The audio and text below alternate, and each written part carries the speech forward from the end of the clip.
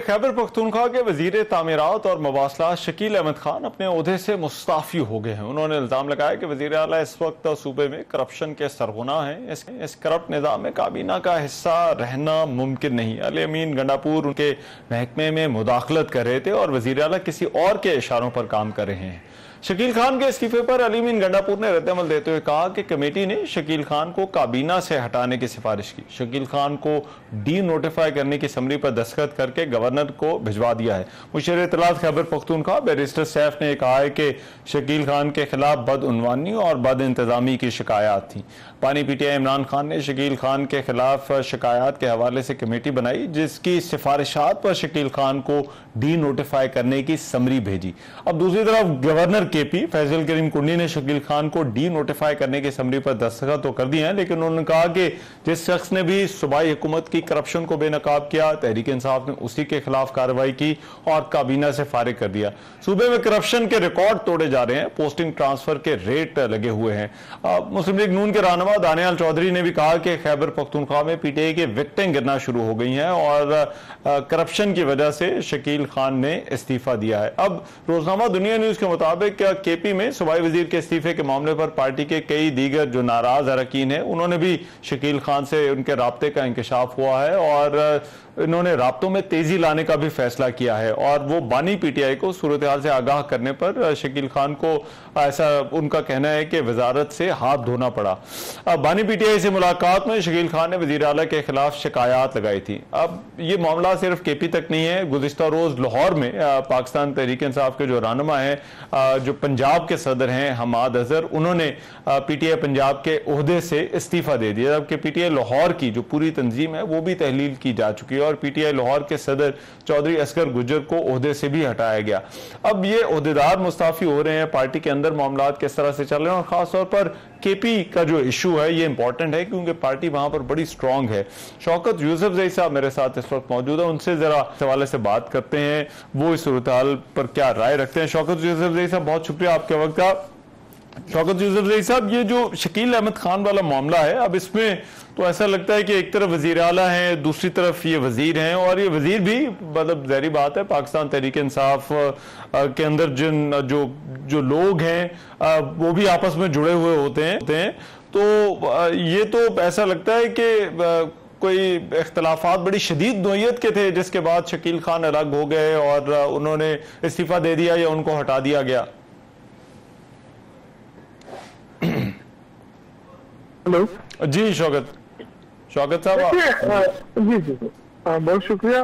देखिए, मेरे ख्याल से ये पहली दफा नहीं हुआ है, इससे पहले भी ये बड़ी पार्टी है, जाहिर है इसमें इख्तलाफात भी होते हैं, जाती इख्तलाफात भी होते हैं। शकील खान का ये दूसरी मरतबा हुआ है कि उनको डी नोटिफाई किया जा रहा है या उन्होंने इस दफा इस्तीफा दिया, क्योंकि मैं मुल्क से बाहर हूँ, मुझे इसके बारे में ज्यादा इल्म नहीं है, लेकिन क्योंकि ये चीजें चल रही थी और कुछ अर्से पहले भी शकील खान ने खुल्लम खुल्ला कहा था कि ये चीजें हो रही हैं, लेकिन बहरहाल ये जो इमरान खान के साथ उन्होंने मुलाकात की है और वहां पे उन्होंने मेरे ख्याल से खुलकर जो सूबाई हुकूमत के बारे में बातें की हैं, उससे जो है हालात खराब हो गए। देखिए, हमेशा ये होता है कि आप अगर पार्टी के साथ मुखलिस हैं तो आप अपने पार्टी की जो पार्लिमानी पार्टी का इजलास होता है उसमें आप जरूर बात कर सकते हैं और इश्यूज को उठा सकते हैं, लेकिन अगर आप डायरेक्ट मीडिया पे जाते हैं तो उसका मकसद कुछ और होता है। उसका मकसद ये होता है कि आप या तो हुकूमत को बीच से बलाइज करना चाहते हैं या इस हुकूमत को या जो चीफ मिनिस्टर है उसके खिलाफ बगावत करना चाहते हैं। तो ये सारी चीजें देखना पड़ती हैं, क्योंकि इससे पहले भी ये हुआ था, महमूद खान के खिलाफ हुआ, उससे पहले परवेज खटक के खिलाफ भी हुआ था, लेकिन वो चीजें इस तरह नहीं थी क्योंकि इमरान खान खुद बाहर थे और वो जब दोनों तरफ की बात सुन लेते थे तो मामला हल हो जाता।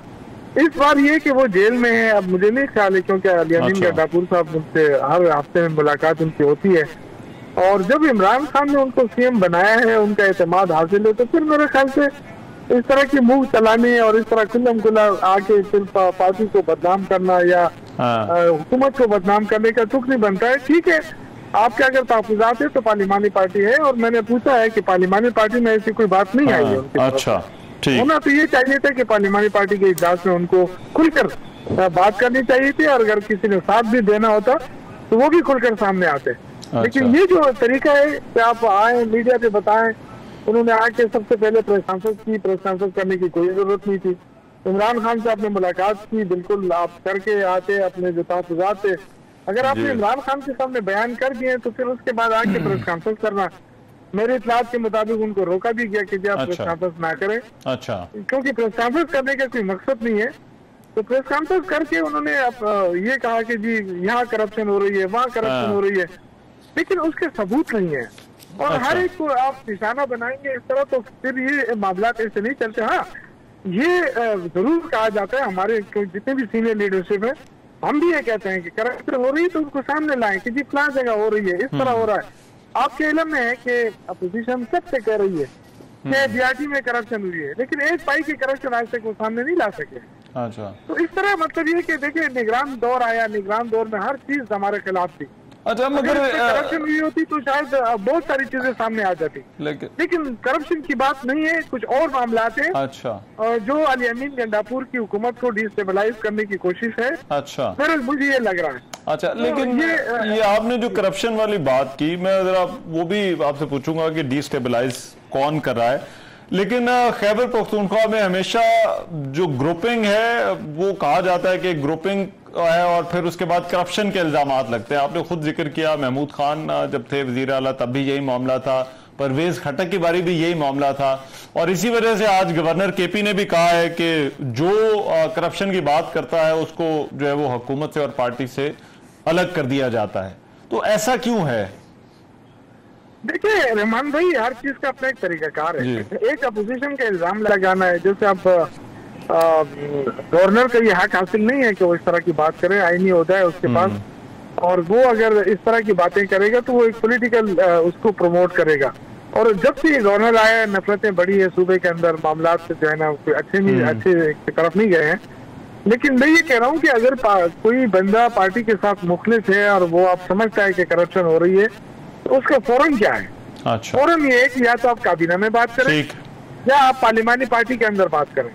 अगर आप दोनों फोरम पे खामोश रहते हो, डायरेक्ट आके मीडिया के ऊपर कहते हैं, तो उससे फिर शकूक को शुबात। अगर सपोज करप्शन हो भी रही है, मैं तो नहीं डिफेंड करता हूँ कि नहीं हो रही है या, लेकिन अगर हो रही है तो उसका क्या तरीका है? अच्छा, वो मीडिया पे आके मैं बताऊंगा कि मैं वजीर हूँ लेकिन मैं ये प्लान करप्शन कर रहा है तो मैं इस तरह तो शौकत साहब, इतनी मजबूत हुकूमत है, शायद ही कभी ऐसी मजबूत हुकूमत किसी ने चाहे वो देखी हो जितनी के अली अमीन गंडापुर की है। तो इसको कौन डिस्टेबलाइज करने की कोशिश कर सकता है? देखिए ये तो हर दौर में होता है, हमारी पार्टी के अंदर है, इख्तिलाफात होंगे, बिल्कुल मैं उससे इनकार नहीं करता हूँ।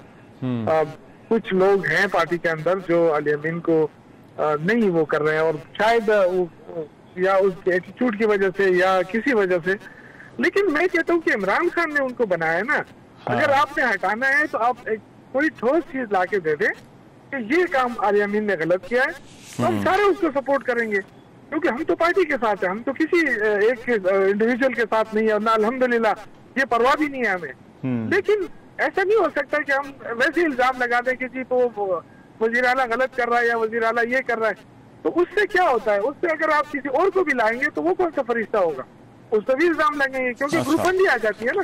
तो ग्रुपिंग करने की बजाय मेरे ख्याल से ये पार्टी का अच्छा फैसला होता है कि जो बंदा सबूत नहीं रखता है और वो इल्जाम लगाता है तो फिर मेरे ख्याल से उसको रहने का हक नहीं हासिल हो। ठीक, इस तरह के इल्जाम तो अपोजिशन भी लगाते हैं। आज तक कोई सबूत आया सामने? गवर्नर बातें बड़ी करता है, लेकिन गवर्नर के पास कोई एक सबूत तो बता दे ना। अच्छा, अली अमीन ने ये गलत काम किया या ये वो हुआ है, बस आके मीडिया के ऊपर वही पुरानी घिसी पिटी बातें करता है, वही अपने जो मुखालिफ, यानी 4 दफा तो ये हार चुका है अली अमीन से। अच्छा, ऐसा गवर्नर है ये, तो उसको तो जाहिर है वो तो अपनी वो बड़ास निकालता है, अपनी जो मुखालिफत है वो। ठीक है, फोरम उसको मिला हुआ है, उस फोरम से वो फायदा, तभी वो इस तरह की बातें कर रहे हैं। राइट, बहुत शुक्रिया।